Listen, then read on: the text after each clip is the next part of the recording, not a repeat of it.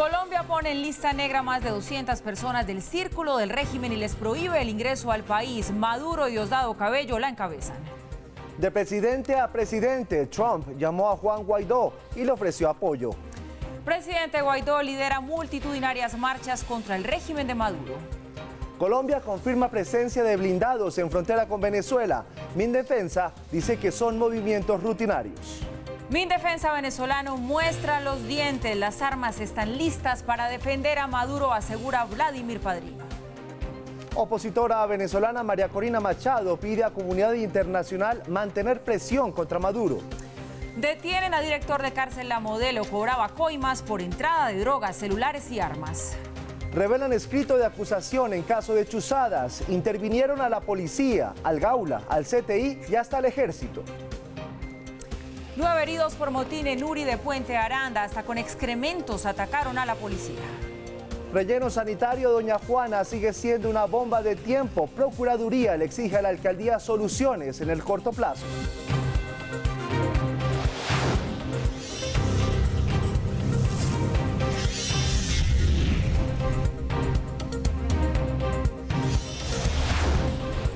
Aquí comienza Red Más Noticias. Muy buenas noches y bienvenidos. Empezamos con esta nueva emisión y con la información. Colombia endureció su posición contra el régimen de Venezuela. Le prohibió el ingreso al país a Maduro y a 200 personas cercanas a su círculo, entre ellas al número 2 del chavismo, Diosdado Cabello, y a la canciller Delcy Rodríguez.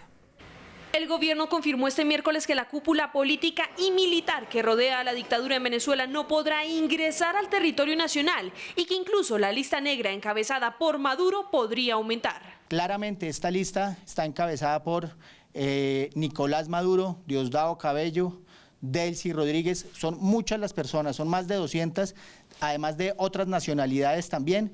Esta es una de las primeras medidas que hace efectivas Colombia, en similitud con otros países de la región.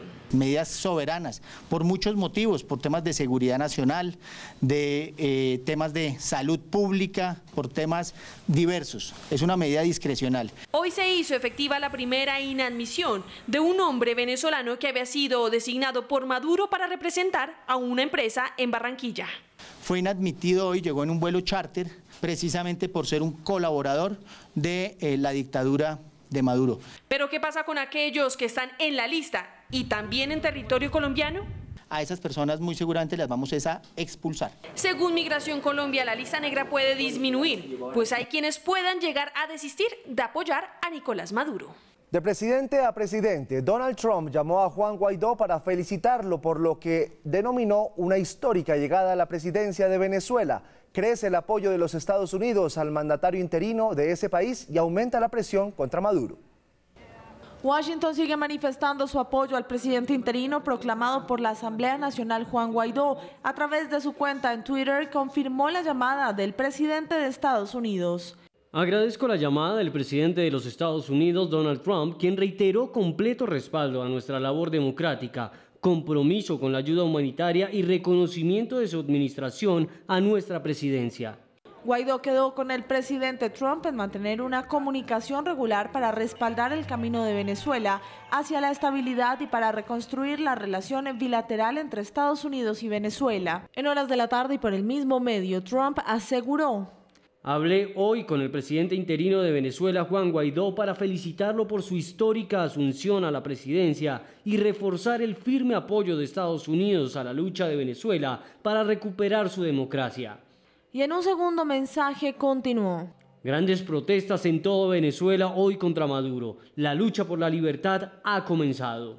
Guaidó agradeció al presidente Trump por el compromiso de Estados Unidos. Estados Unidos fue el primer país en reconocer a Juan Guaidó como presidente legítimo de Venezuela tras proclamarse el pasado 23 de enero. Venezuela vivió hoy una nueva jornada de protestas en las que cientos de personas le expresaron su apoyo a Juan Guaidó y exigieron la renuncia de Nicolás Maduro. Durante las manifestaciones, Guaidó reiteró el llamado a los militares y funcionarios chavistas para que permitan el ingreso de ayuda humanitaria al país. En algunos puntos de Caracas, como el Hospital Infantil JM de los Ríos, los denominados colectivos chavistas asediaron las protestas. La oposición prepara una nueva jornada de movilizaciones para este sábado. Y mucha atención, un fotógrafo colombiano fue detenido hoy por la Dirección General de Contrainteligencia Militar en Caracas. Se trata de Leonardo Muñoz, quien trabajaba para la agencia EFE y fue detenido junto con el motorizado venezolano José Salas. El canciller de Colombia, Carlos Holmes Trujillo, rechazó la captura y exigió su liberación de manera inmediata. En la zona de frontera estuvo hoy el embajador de Colombia en Estados Unidos, Francisco Santos, junto con el hijo del multimillonario Warren Buffett, quien va a iniciar un trabajo humanitario con los migrantes en esta zona. Santos aprovechó para reiterar que Colombia no pretende apoyar una salida militar a la crisis venezolana. Esta fundación tiene muchísimos lazos con muchas personas muy importantes de Estados Unidos, entonces nos va a permitir llegar con ese mensaje de urgencia y ayuda porque tienen buenos recursos que esperamos se empiecen a ejecutar acá en Cúcuta y en Norte de Santander. Esta crisis humanitaria es producto de todas las decisiones equivocadas que tomó el gobierno de Venezuela. Y el secretario general de la OEA, Luis Almagro, aseguró que es ridículo hablar de una mediación para superar la crisis política en Venezuela.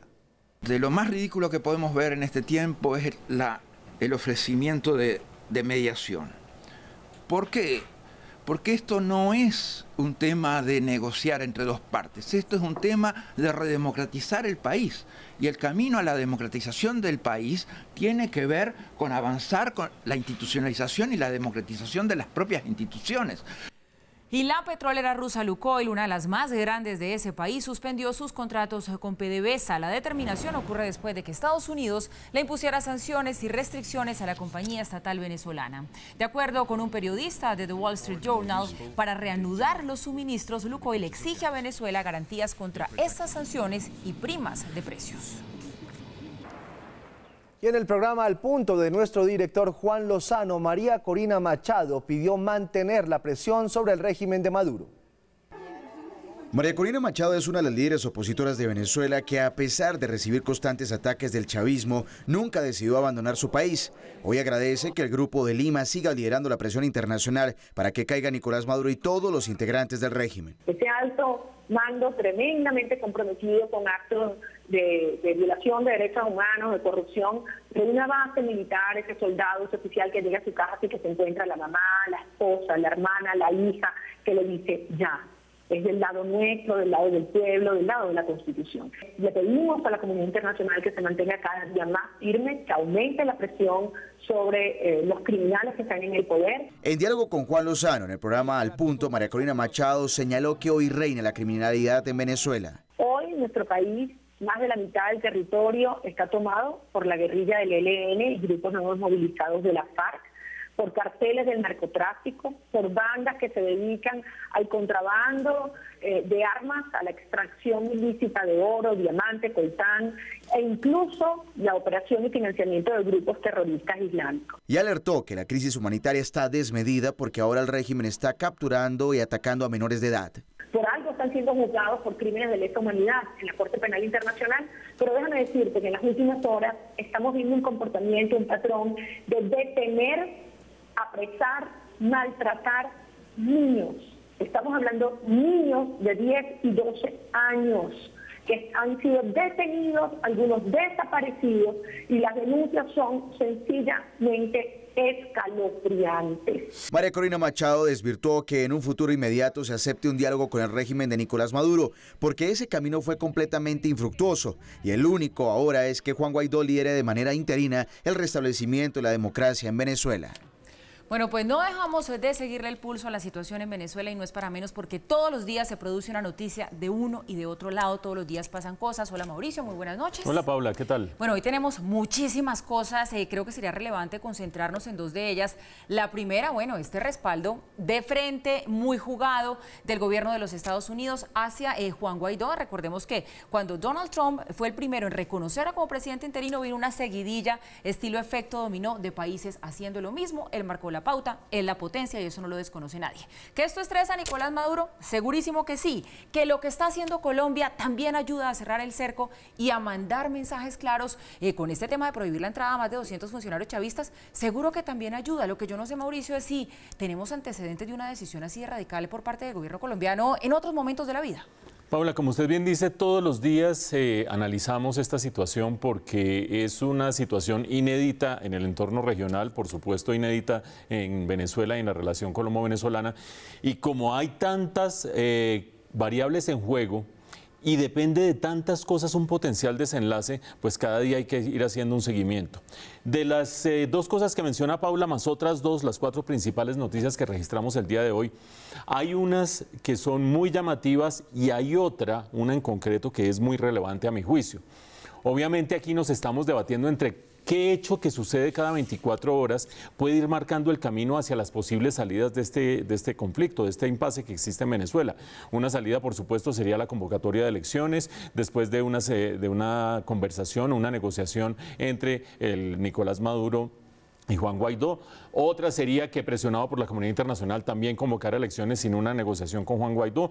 Otra sería una salida militar, ya sea una salida militar dentro de Venezuela, en sus múltiples modalidades, y otra de Venezuela hacia afuera, donde nosotros llevaríamos quizás la peor parte. De esos escenarios hay hechos que marcan una tendencia hacia un lado o hacia otro. Primer hecho del día, la llamada de Donald Trump a Juan Guaidó. Relevante por lo que dice Paula, porque Estados Unidos ha sido quien ha estado liderando desde meses atrás, no solo ahorita cuando empezó a reconocer a Juan Guaidó, sino desde meses atrás con la visita de sus funcionarios en toda América Latina a tratar de cuadrar esta estrategia internacional con un liderazgo que, hay que reconocerlo, ha sido bastante efectivo y bastante bien coordinado. La llamada de hoy es un elemento más en esa estrategia, pero no cambia mayormente el tablero que hemos venido siguiendo y como lo teníamos hasta el día de ayer. Segundo elemento, la decisión de Colombia de prohibir la entrada a 200 personas cercanas, más o menos 200 personas cercanas a Nicolás Maduro, incluido Nicolás Maduro, incluido Diosdado Cabello, incluidas los principales miembros de la cúpula militar. Esa es una medida que Colombia no había tomado nunca frente a un gobierno con el que tuviera diferencias, pero ojo a lo siguiente. No es que Colombia se la esté jugando sola, no es que Colombia esté tomando el papel heroico y del liderazgo en la región. Esto fue un acuerdo que se hizo el 4 de enero cuando el Grupo de Lima se reunió, ustedes recordarán, aquí lo registramos. El Grupo de Lima decidió que todos los miembros del Grupo de Lima, todos los países miembros, terminarían identificando personas del régimen de Nicolás Maduro e identificando empresas públicas del Estado de Venezuela a las cuales no se les permitiría hacer negocios en los países del Grupo de Lima, no se les permitiría la entrada a los países del Grupo de Lima, se les podrían confiscar cuentas, ya sea a empresas o a personas en los países del Grupo de Lima. Por lo tanto, Colombia está cumpliendo con un compromiso multilateral, regional, que me parece a mí perfecto. A mí me parece muy bien que Colombia se siga moviendo en el regionalismo, que no sea el único y se las tire de más que los demás, no por nada distinto a que no se haga visible en una situación en la que el desespero de Venezuela puede llevar a tomar medidas absolutamente descabelladas y errores absolutamente crasos. El tercer elemento del día es ese patrullaje de la frontera venezolana por parte de, no de tropas colombianas, sino de vehículos militares colombianos. Hay una versión que más o menos coincide dentro de las notas que hemos visto, y es que ese patrullaje se dio para tratar de proteger a Howard Buffett, el hijo de Warren Buffett, que ustedes vieron que estaba con el embajador de Colombia en Estados Unidos, haciendo una visita para que la fundación que tiene Warren Buffett haga proyectos específicos para los venezolanos que han tenido que emigrar a Colombia.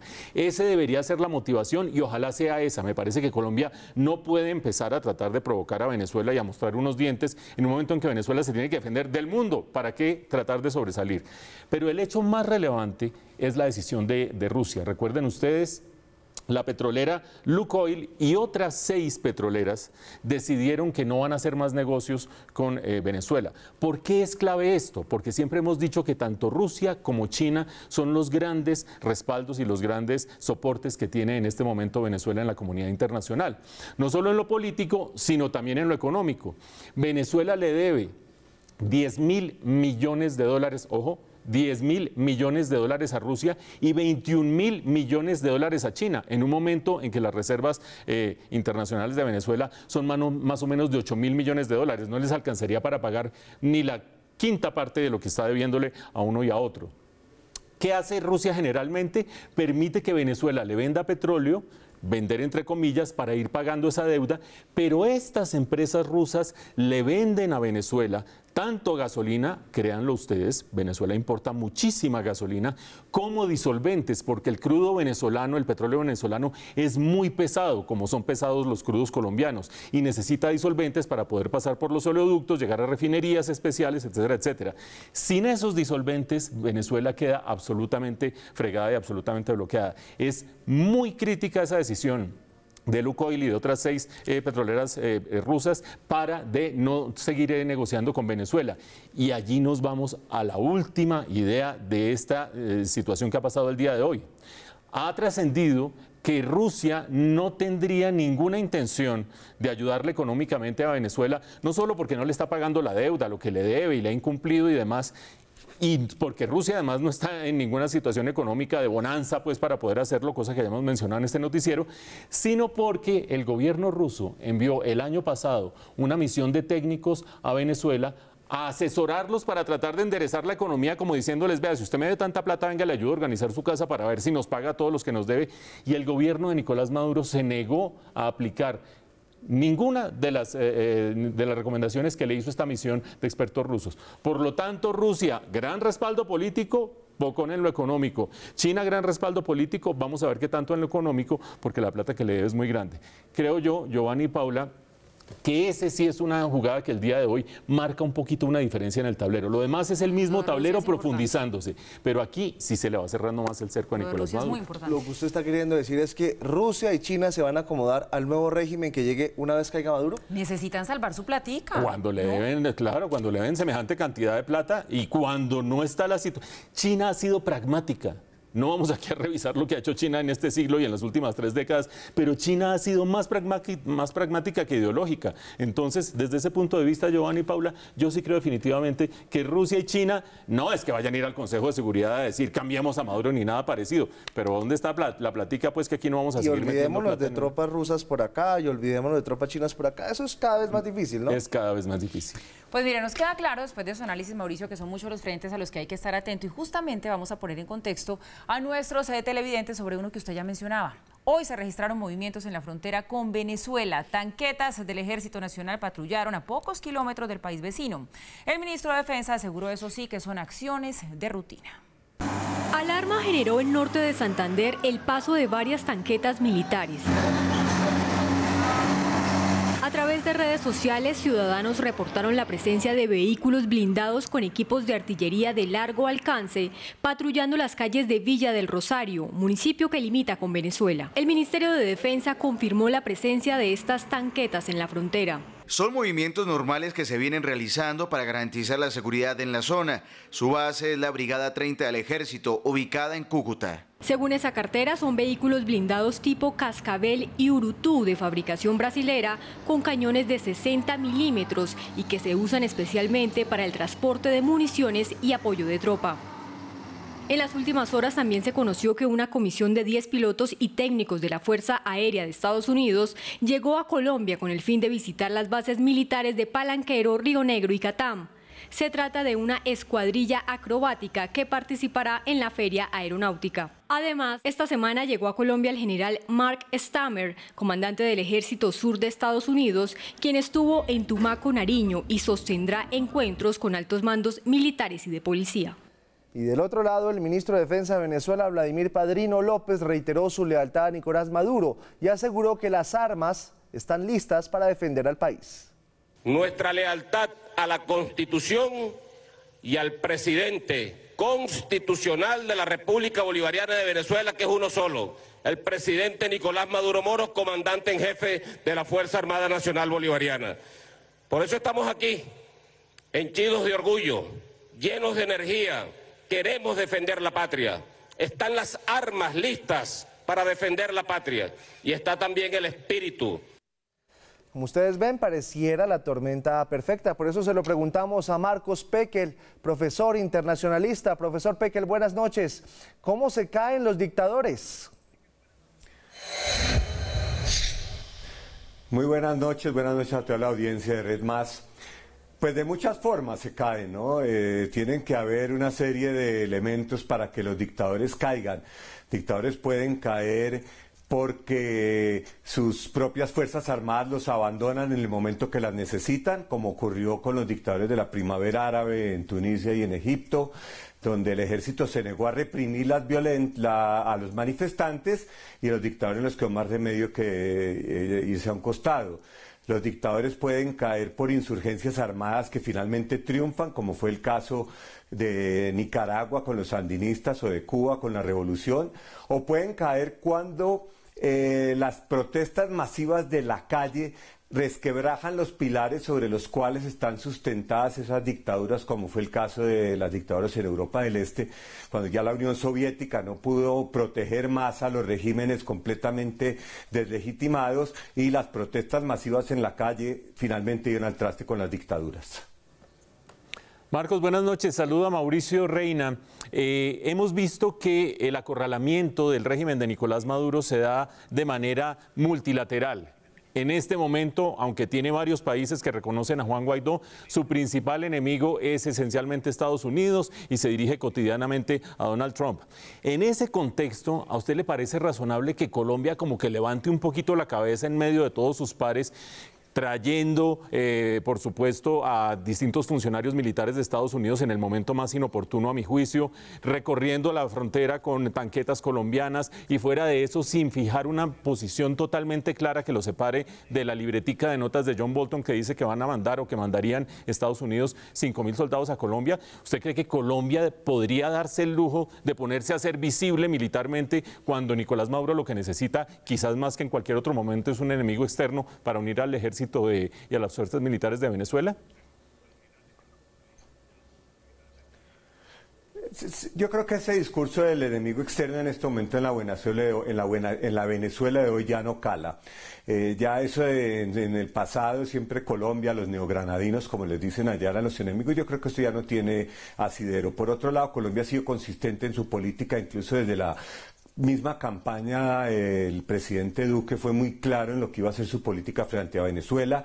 Colombia logró liderar una demanda contra Nicolás Maduro en la Corte Penal Internacional con otros países importantes como Canadá y Francia, y creo que Colombia ha sido consistente también en su liderazgo en el Grupo de Lima, en el cerco diplomático que se está ejerciendo sobre Nicolás Maduro. Y cuando uno empieza en esto no puede en un momento echarse para atrás. Creo que Colombia ha sido consistente, aplicar el cerco diplomático, incrementarlo hoy pues con las sanciones que la prohibición a 2 centenares de funcionarios del gobierno de entrar a Colombia. Colombia está siendo consistente en su política. Obviamente que siempre esas políticas pues tienen cierto nivel de posibilidad de que funcionen mejor o no funcionen tan bien, pero Colombia ha sido consistente y ha sido líder, y creo que en ese sentido el cerco diplomático sobre Maduro, que hoy tuvo un fuerte golpe con el retiro de la compra de petróleo por Lukoil de Rusia, puede demostrar que Colombia mantuvo una política consistente y adecuada para finalmente llegar a la democracia, ayudar a que comience un proceso democrático en Venezuela que va a ser muy penoso también. Profesor Pekel, buenas noches. Se le habla Paula García. Quiero preguntarle por las manifestaciones en calle. Usted dice que es uno de esos factores que juega un papel importante para que se caiga un dictador. En Venezuela hemos visto muchas, miles, y eso no ha pasado. En la Venezuela de hoy, en este momento específico que están viviendo, ¿hay algo que haga diferentes esas manifestaciones en calle y las haga quizá un poco más efectivas? Pues las manifestaciones en calle por sí solas normalmente no tumban una dictadura. Incluso las manifestaciones en la calle pueden terminar en un baño de sangre. La diferencia es que en este momento, primero que todo, la oposición parece finalmente haber encontrado su rumbo y estar unida alrededor de la figura de Juan Guaidó, algo que no había ocurrido en el pasado. Segundo, la presión internacional en este momento sobre el régimen de Venezuela es muy fuerte. Pero finalmente, en últimas, lo que va a decidir el futuro de Maduro es el ejército, y si el ejército se mantiene fiel a Maduro y no hay ningún resquebrajamiento, es posible que Maduro continúe en el poder, porque las manifestaciones en la calle no lo van a tumbar. Por lo tanto, en este momento creo que es importante, si ya el régimen siente que está en sus últimas, buscarle una salida Y cuando hablo de una salida, no hablo de una negociación política. Creo que el tiempo para una negociación política ya pasó.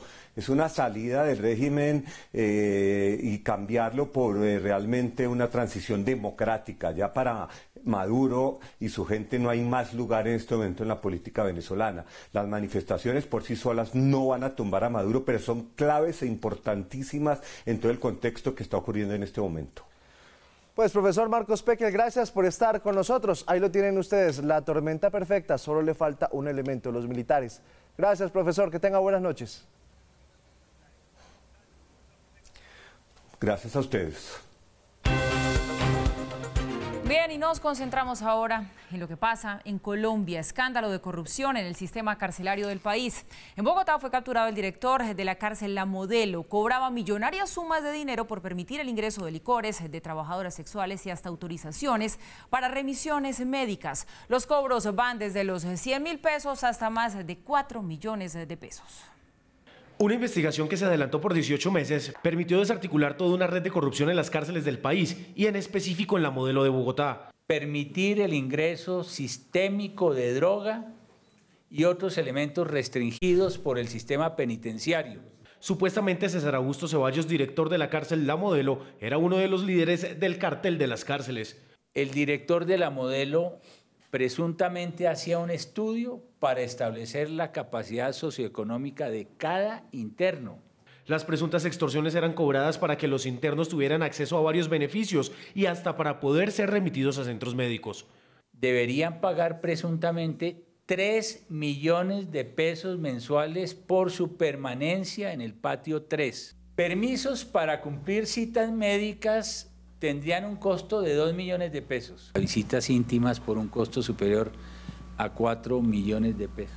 Pero según la investigación no se trataba solamente de dar autorización para este tipo de ingresos. Al parecer, toda una red estaba detrás de los hechos de corrupción.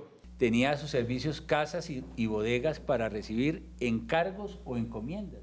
A esto se suma a que en la misma investigación se reveló que el 50% de las personas con detención domiciliaria en el país están evadidas de la justicia.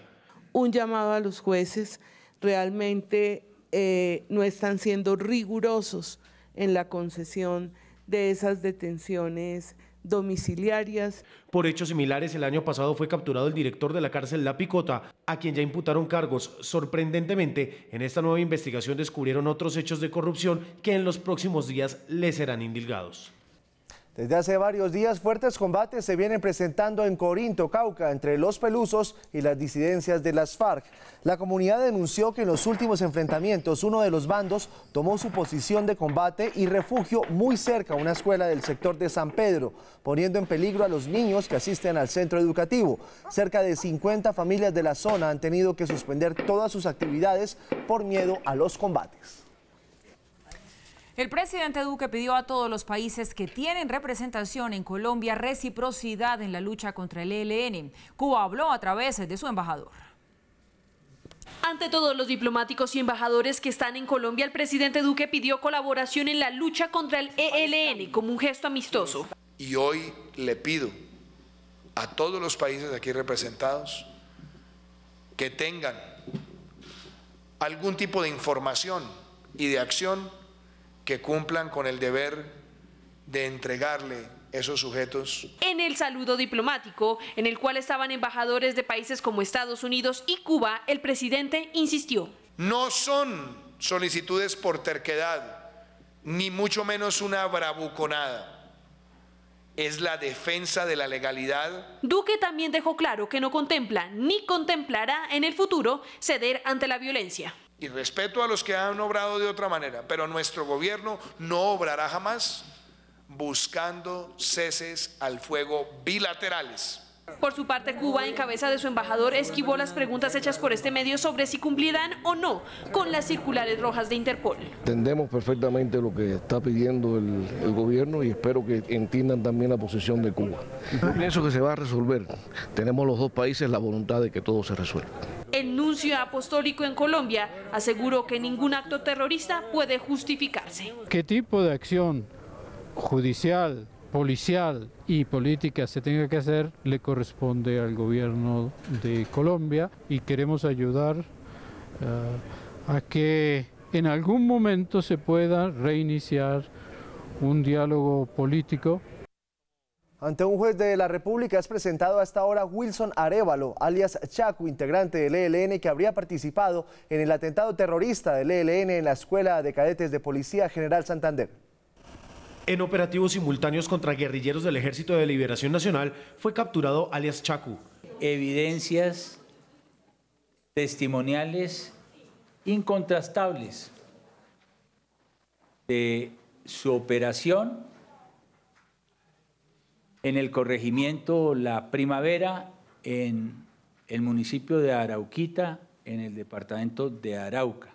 El guerrillero, por testimonios y evidencias fílmicas, fue vinculado al atentado terrorista que cobró la vida de 21 personas el pasado 17 de enero. Demostraremos al país las pruebas y evidencias que tiene la Fiscalía General de la Nación para vincularlo directamente al acto terrorista de la Escuela de Cadetes General Santander. Según la información obtenida por Red Más Noticias, este hombre fue el guerrillero del ELN que vendió la camioneta a José Aldemar Rojas, alias Mocho, autor material del atentado terrorista. Además, cámaras de seguridad lo habrían detectado manejando el carro en la vía que de Villavicencio conduce a Bogotá. CTI de la Fiscalía, Ejército, Policía Nacional y Gaula de la Policía fueron víctimas de la red de chuzadas a la que vinculan al general en retiro Humberto Guatibonza. Así lo revela el escrito de acusación con el que la Fiscalía lo llamó a juicio.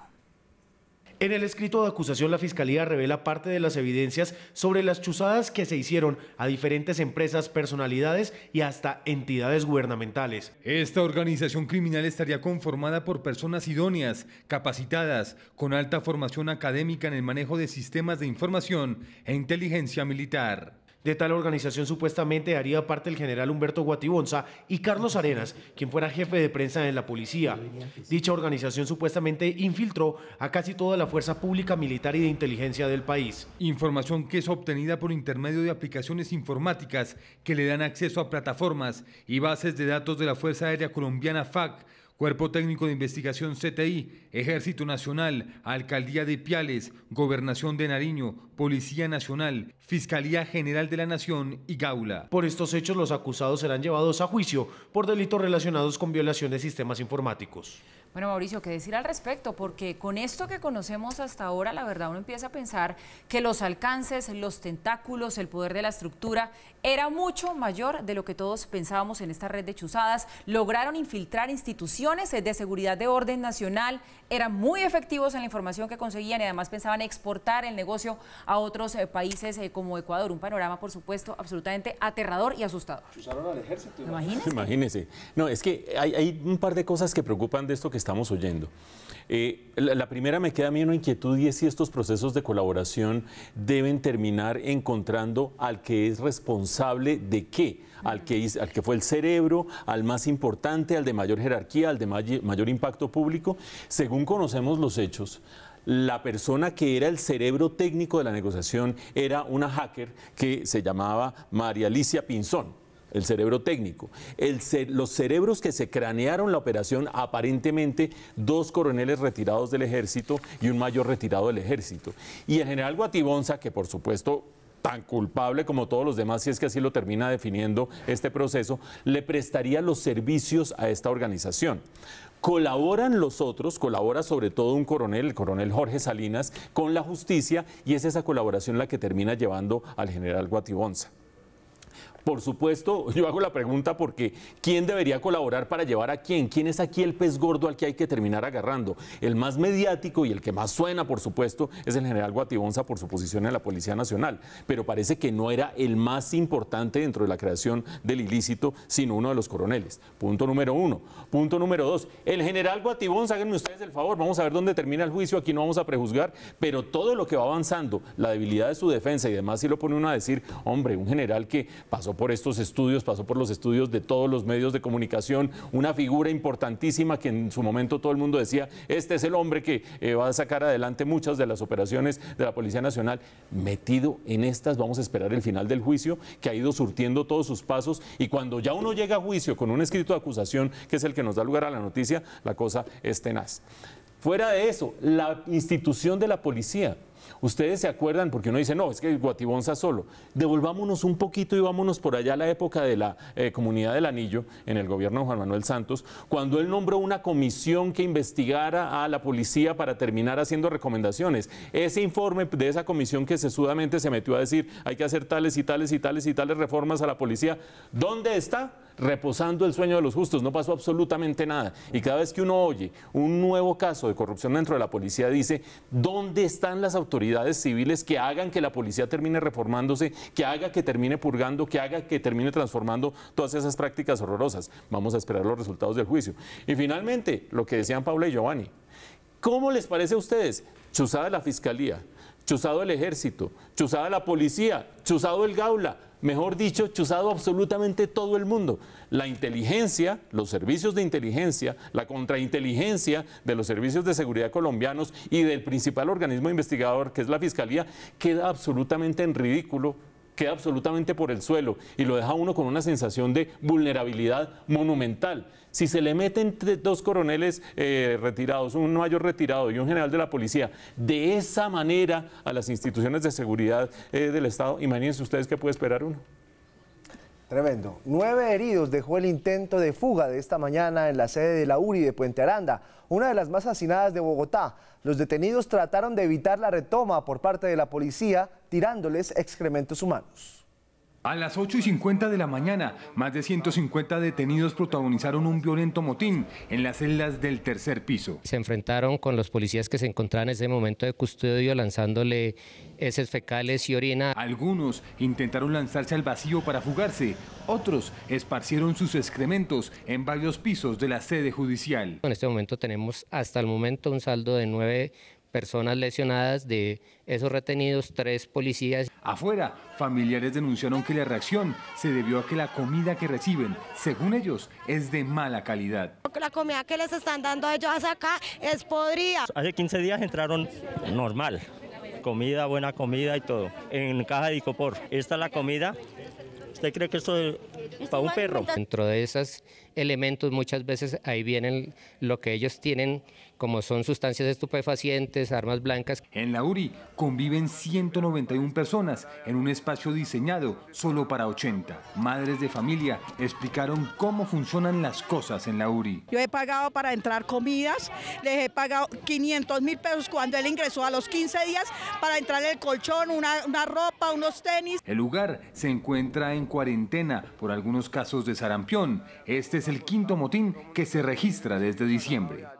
El relleno sanitario Doña Juana es nuevamente una bomba de tiempo. La Procuraduría le ordenó a la alcaldía y a otras 2 entidades adoptar medidas definitivas frente a la complicada situación. Los hallazgos del Ministerio Público son preocupantes. Luego de un juicioso seguimiento y varias visitas de campo, la Procuraduría Delegada para Asuntos Ambientales encontró graves problemas. El primero de ellos es que aún está latente el riesgo de una nueva emergencia por desprendimiento de basuras. La preocupación básica es en relación con el debido funcionamiento del relleno de Doña Juana y que el servicio de aseo se preste en condiciones de permanencia y continuidad. De hecho, según la Procuraduría, los responsables del manejo de Doña Juana no han subsanado el problema que se produjo en campo hace cerca de 3 años. Se practicó visita con el fin de revisar las afectaciones ocasionadas como consecuencia de la contingencia del 2 de octubre de 2015, donde se presentó un deslizamiento en el frente de operación del relleno con un volumen de aproximadamente 750.000 toneladas. El 50% del deslizamiento ocurrido en 1997, el cual aún no se soluciona. Pero además encontró que el manejo de los lixiviados, es decir, los líquidos que salen de las basuras, no está ajustado plenamente a las normas y advirtió que el tema de manejo de gases de las basuras está fuera de lo admisible. Advirtieron deficiencias considerables en el desarrollo del proyecto y en la operación del relleno que derivan en el inadecuado funcionamiento del sistema de recolección y evacuación de gases y el incumplimiento a las normas aplicables en materia de vertimentos, entre otras. Pero lo que es más grave aún, la Procuraduría tiene motivos para pensar que habría presencia de elementos perjudiciales para la salud humana diferentes a basuras y lixiviados. Llama la atención que la CARE en su muestreo del 26 de septiembre de 2017 omitió la medición de más de 12 parámetros exigidos en las normas de vertimentos, por ejemplo plomo y mercurio, que son de gran importancia por sus efectos sobre el ambiente y la salud humana. La alcaldía aseguró que el relleno está en orden y que el operador adelanta acciones especiales. A finales de esta semana debemos recibir el cronograma definitivo el programa, con el cronograma de obras que se van a realizar, las cuales tienen que iniciar en el primer trimestre de este año. El grupo Gilinski adquirió el 50% de la revista Semana, valorada en 18 millones de dólares. A través de un comunicado se informó que la responsabilidad periodística de la línea editorial se mantiene igual, en manos de Felipe López y de su director Alejandro Santos.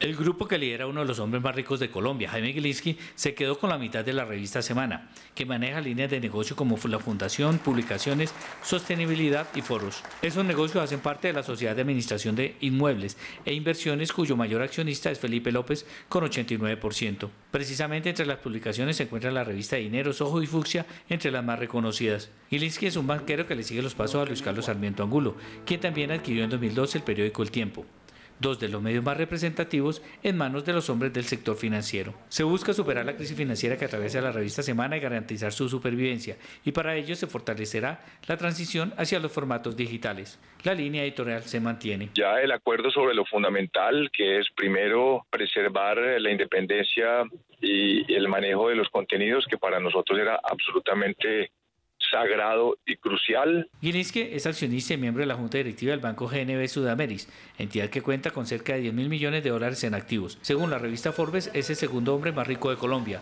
con una fortuna de 3.500 millones de dólares. Bueno, y cambiamos de tema porque el cine colombiano sigue conquistando audiencias en el mundo. Esta vez, la película Monos recibió los elogios de la crítica en el Festival de Sundance, uno de los más importantes en el circuito de muestras cinematográficas del mundo. Dirigida por el colombo-brasileño Alejandro Landes, narra la experiencia de unos adolescentes que terminan envueltos en un conflicto armado y son los encargados de cuidar a un rehén y a una vaca lechera. La cinta, grabada en el páramo de Chingaza, cuenta con un cartel de actores con reconocimiento en Hollywood. La primera película que hago en Colombia, en español totalmente, y sí, todo me pareció muy atractivo. La coprotagonista Julianne Nicholson, recordada por su participación en la serie Ally McBeal y en la cinta Las Vueltas del Destino, aseguró que quedó enamorada de los paisajes del país y de la excelente factura audiovisual. Tuve la oportunidad de ir a Colombia, es un hermoso país.